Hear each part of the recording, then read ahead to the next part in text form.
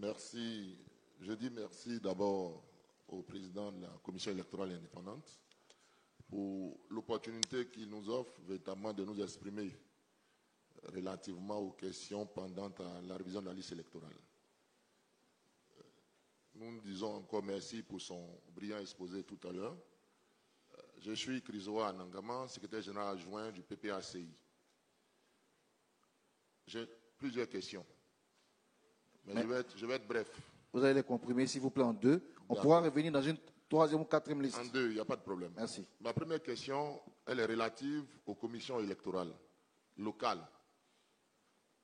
Quand je dis locales, c'est les commissions électorales qui sont les démembrements des commissions centrales.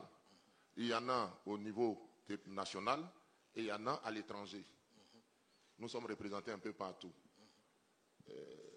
Récemment, nous avons reçu des commissions et nous avons reçu un mot de la CEI qui nous demandait de combler nos commissions électorales au niveau international.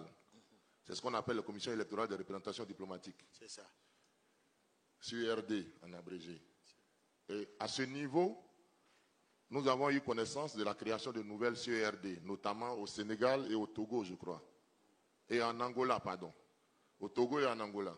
Congo, Brazzaville, oui. Angola. Voilà. Il y a eu de nouvelles créations en Angola, au Congo, Brazzaville.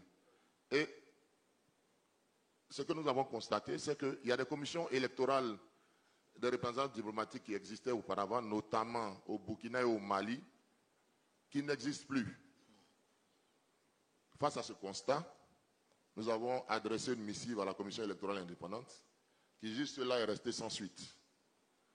Et maintenant que nous sommes face au président de la CEI, nous voulons en avoir le cœur net, qui nous dise clairement ce qui se passe. Parce qu'on ne comprend pas.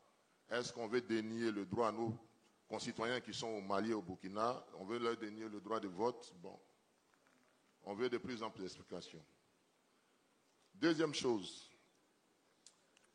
Quand vous avez une entreprise la plus banale qui soit, quand on veut que cette entreprise soit rigoureuse, performante, il y a ce qu'on appelle l'audit. Que cet audit-là soit interne ou externe, il y a un audit qui existe. Et nous, organisation de la société civile et partis politiques de Côte d'Ivoire, dans une très grande majorité, nous avons constaté que la liste électorale qui est là aujourd'hui n'est pas bonne. Pour faire simple. Je ne veux pas rentrer dans les détails. Mais nous, au PPACI, on a pu détecter, sinon déceler, 2 094 759 personnes qui ne remplissent pas les conditions de l'article 7 du Code électoral. Il y a effectivement sur la liste électorale plus de 2 millions de personnes qui n'ont ni père ni mère. Et pour nous, c'est fâcheux. D'autant plus que quand vous allez vous faire inscrire, vous êtes face à l'agent d'enrôlement. L'agent d'enrôlement a le loisir de vous demander le nom de vos pères et mères. Même si votre pièce d'identité ne contient pas le nom de la mère ou du père. Mais vous êtes en capacité de dire à cet agent, mon père se nomme X, ma mère se nomme Y. Comment se fait-il que sur notre liste électorale, il y a plus de 2 millions de personnes qui n'ont pas le nom des pères et mères sur la liste électorale? Nous avons porté le problème devant la CEI.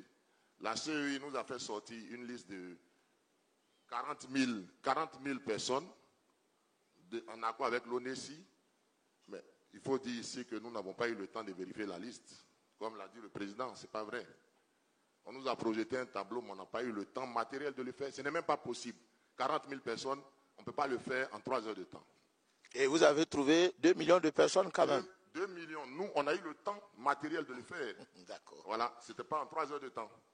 Donc, nous voulons savoir quel est le problème pour qu'il y ait un audit international ou bien national de la liste électorale en Côte d'Ivoire.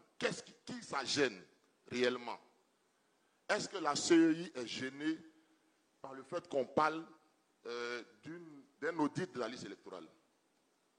C'est une question assez importante pour nous parce que pour nous, il y a eu un audit de la liste électorale au Burkina, il y a eu un audit de la liste électorale en Guinée, il y a eu un audit de la liste électorale au Mali. Et en Côte d'Ivoire, la CEI s'évertue à nous dénier ce droit. Nous ne comprenons pas. Merci d'aller à la chute. Voilà, la chute. c'est que pour nous, il faut arrêter simplement avec le sophisme. Vous comprenez?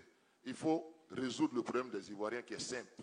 Ils veulent une liste électorale crédible, transparente, qui puisse permettre un jeu électoral équitable. C'est ce que nous demandons. Merci, monsieur. Et nous demandons au président de la CEI véritablement de laisser les questions qui lui sont préjudicielles à la charge de ceux qui ont autorité pour le faire. Merci. Merci. Le deuxième intervenant est monsieur Abel Naki. Et j'encouragerai